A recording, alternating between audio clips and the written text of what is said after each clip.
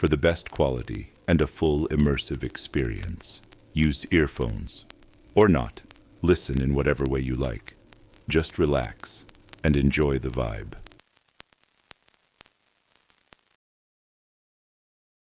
The shadow in room 13. So, I've had my share of strange experiences in life, but nothing prepared me for that night at the old Hollow Inn. It was midwinter, and a storm was brewing. I was driving down an empty highway, the wind whipping the snow around like it was alive, practically swallowing my headlights whole.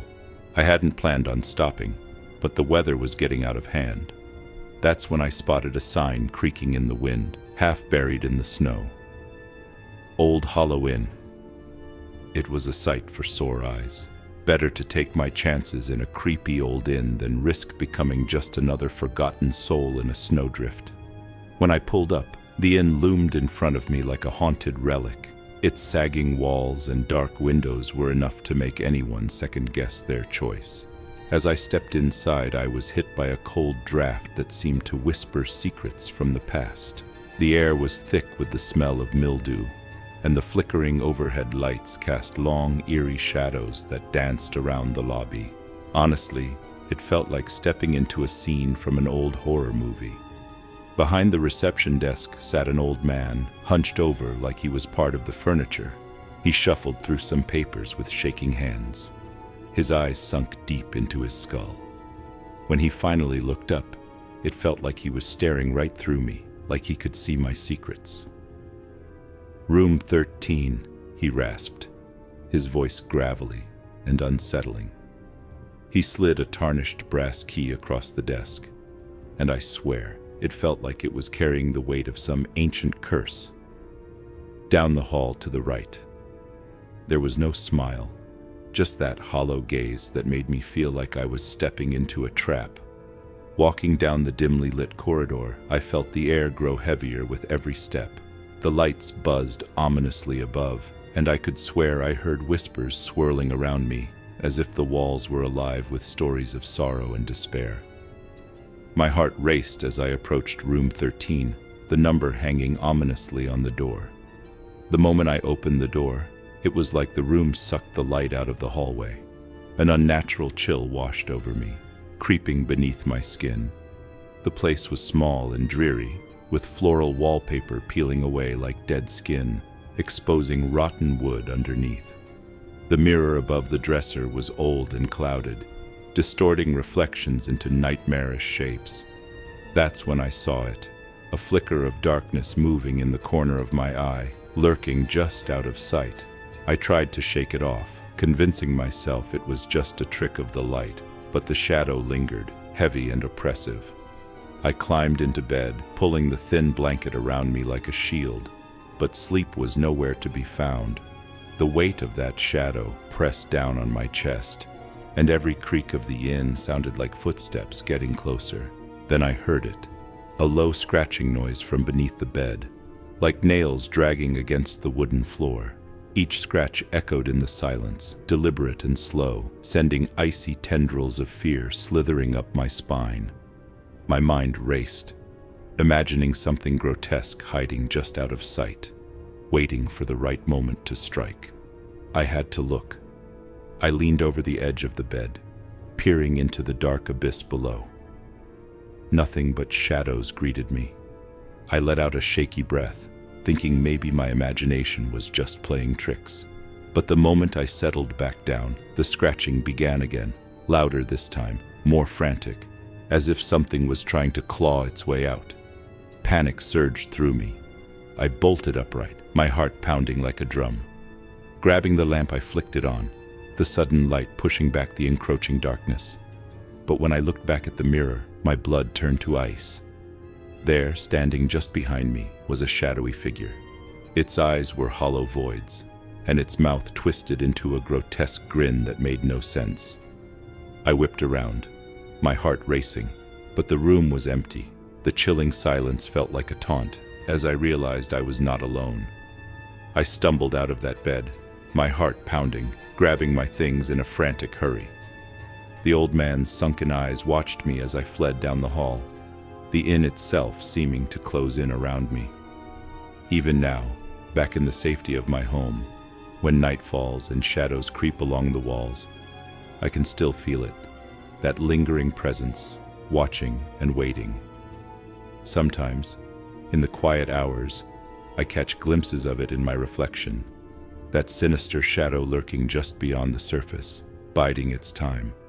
I can't shake the feeling that one day I'll find myself drawn back to room 13, where darkness waits with open arms, ready to claim me as its own.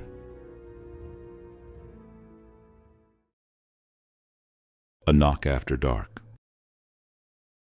It all started one night when I was settling into my new place, a cozy old house on the edge of town. It was the kind of house that still had creaky floorboards and vintage fixtures, adding a certain charm, I thought, though it had its quirks. The quiet suited me just fine, and at first I didn't mind the occasional draft or the way shadows stretched across the walls, almost alive. Little did I know, these harmless quirks would soon become something darker. The first knock came around midnight. At first it was soft, almost polite, just a light tap-tap at the door. I brushed it off, thinking it was the house settling, or maybe even a loose branch tapping in the wind. But as I sat in bed, listening to the deep quiet of the night, a second knock came. It was louder, a bit more insistent, but it was still gentle enough to keep me guessing. Was it really someone outside? I got out of bed and made my way to the door, but when I looked through the peephole, there was no one there, just empty shadows stretching over the walkway under the dim streetlight. I stood there for a moment, waiting to hear footsteps or see some movement. Nothing. I went back to bed, chalking it up to some animal, or maybe even just my imagination. The next night, though, the knocks came again. This time, there was no mistaking it. A slow, rhythmic pounding on the door, just as the clock struck midnight. It was louder, almost taunting, and it sent a chill down my spine. I stayed frozen in bed, staring at the door, half expecting it to open on its own. My heart pounded, and I could swear the room grew colder with each knock. But when I finally mustered the courage to check, once again, there was no one there. Only the night staring back at me through the door. I started noticing other odd things too. Little things I could have easily dismissed if it weren't for the nightly knocks. Objects seemed to shift positions. A photo frame tilted just slightly. Shoes I'd left by the door turned to face the wrong way. And every night, like clockwork, the knocking came. Each time louder, more forceful, as if whatever was outside was growing impatient or angry. Then one night, the knocks were accompanied by whispers. Faint, almost too soft to hear, but unmistakable. They sounded like they were coming from just outside the door. Words barely discernible, but laced with a chilling urgency. "Let me in," it seemed to say. Or maybe it was just my mind twisting the words. Either way, my hands shook as I pressed them over my ears, trying to drown out the sound, the relentless knocking blending with those murmurs. I tried telling myself it was all in my head. Maybe the isolation, the silence was getting to me. But the knocks grew louder, more forceful. It was like someone, or something, was pounding, demanding to be let in. Each night, I felt a shadow at the door, looming.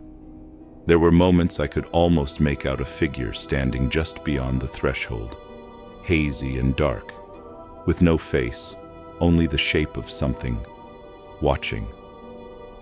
One night, desperate for answers, I waited by the door, armed with a flashlight. The knocking began again, louder than ever, each thud vibrating through the floor. I flung open the door, shining the light into the darkness. But there was no one, just the empty night stretching out before me. That was when I heard the whisper again, this time directly behind me.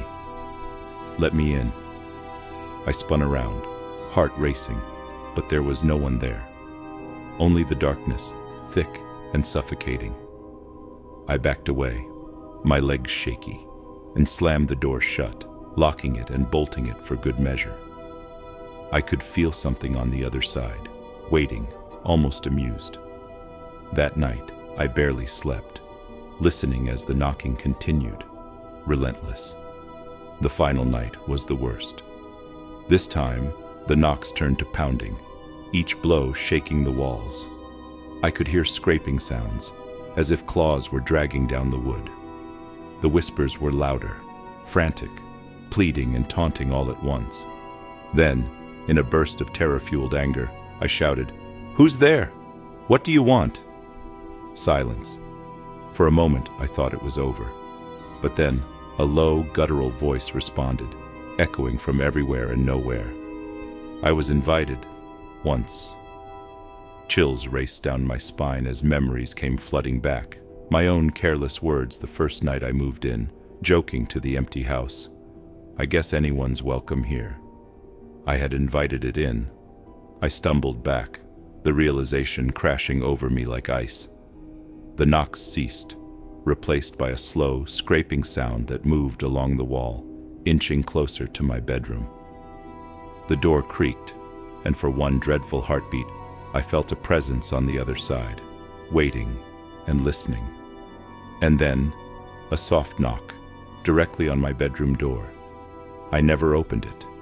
I lay in bed, frozen in terror, as the knocking continued, growing softer and softer until, finally, it faded into the silence of the night. But I'll never forget that final whisper, that raspy voice trailing off into the darkness. "See you soon."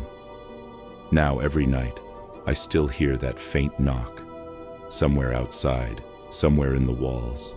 It's patient, it's waiting, and somehow, deep down, I know one thing. It's coming back. The Mirror Man. I never believed in urban legends. They were just stories, right? Things that parents tell kids to keep them out of trouble, or something to share around a campfire when the air is thick with tension. But after what happened to me, I'll never doubt them again. It all started one night, when I was hanging out with some friends. The conversation drifted into ghost stories. And that's when Kevin, with that cocky grin of his, dared me to summon the Mirror Man. I'd heard bits and pieces about him growing up. They say he appears in mirrors at exactly 3:33 a.m., watching you from the other side. If you call his name 3 times, they say he answers. But no one talks about what happens after that, except that you'll regret meeting his gaze. I laughed it off, of course. I mean, come on. What harm could a little superstition do? So, when everyone else had gone to bed, and the house had fallen into a quiet, uneasy stillness, I found myself standing alone in front of the bathroom mirror. The clock read 3:32 a.m. I couldn't help but feel a chill creeping through the air, like the house was holding its breath, but I brushed it aside. After all, it was just a mirror. I took a deep breath, leaned in, and whispered, "Mirror Man." My reflection remained still, staring back at me with its familiar, slightly worn expression. I chuckled nervously and repeated it, "Mirror Man." Again, nothing, just silence. My reflection was unchanged. But then, I called a third time, my voice a little shakier than before. "Mirror Man." For a moment there was nothing, just my reflection staring back at me. Wide eyes, mouth slightly agape. I was about to turn and leave when something strange happened. My reflection didn't move when I did. It stayed perfectly still while I shifted my gaze. Then, without warning, I saw my reflection's eyes flicker, shifting, as if it were focusing on something behind me, something that wasn't there. I froze, my stomach dropping, and then, with a sickening slow motion, my reflection blinked. I hadn't blinked. I stared, wide-eyed, as it grinned, twisted, wide and unsettling. The smile wasn't mine. It leaned forward, tilting its head slightly as if studying me, and then it mouthed something. No sound came, but I could read its lips, clear as day. "Don't leave me alone." I stumbled back, my heart hammering in my chest. I slammed the bathroom door shut behind me, tripping over my own feet in my desperate attempt to escape. I threw myself into bed, shaking, trying to convince myself it was just a trick of the mind. But deep down, I knew something had changed. The next day, I tried to shake off what had happened, but the feeling of being watched never left. Every reflective surface seemed to show a glimpse of him, my own face, but twisted, wrong. In windows, glass, even the darkened screen of my phone when I accidentally tapped it awake. Every time I looked, he was gone, vanishing when I blinked. But I couldn't forget the way his grin lingered. That night, it started again. A whisper in the darkness. At first it was soft, almost like a breeze passing by, just the faintest trace of a sound.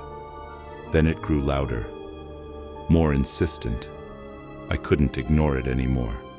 I sat up, heart racing, scanning the room in a panic. But there was nothing except for the mirror on my dresser. There he was, my face, but wrong, twisted into that same awful grin. He wasn't speaking, but his lips moved, forming the words, "Let me in." I couldn't pull my eyes away.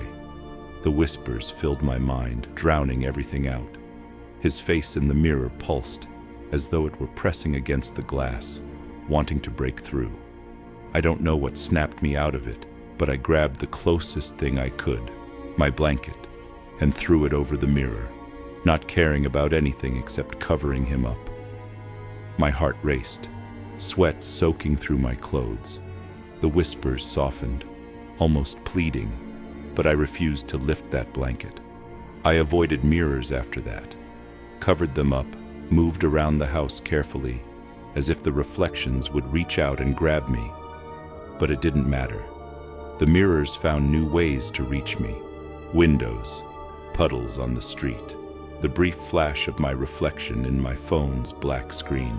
Always there, always watching, always whispering, "Let me in." I tried everything. Googling legends, reading about the Mirror Man. All the sources said the same thing. Once you summon him, he's bound to you. He'll haunt you, twist your memories, and break you down until you're too weak to resist. And when you're weak enough, he takes your place. And that's exactly what's happening. I don't sleep anymore. I can't. Every night, I wake up in a cold sweat, certain I'm not alone. I hear him, his voice, calling my name from the mirror. My friends say I look pale, like something's draining the life out of me. They say it's just stress. But they don't understand.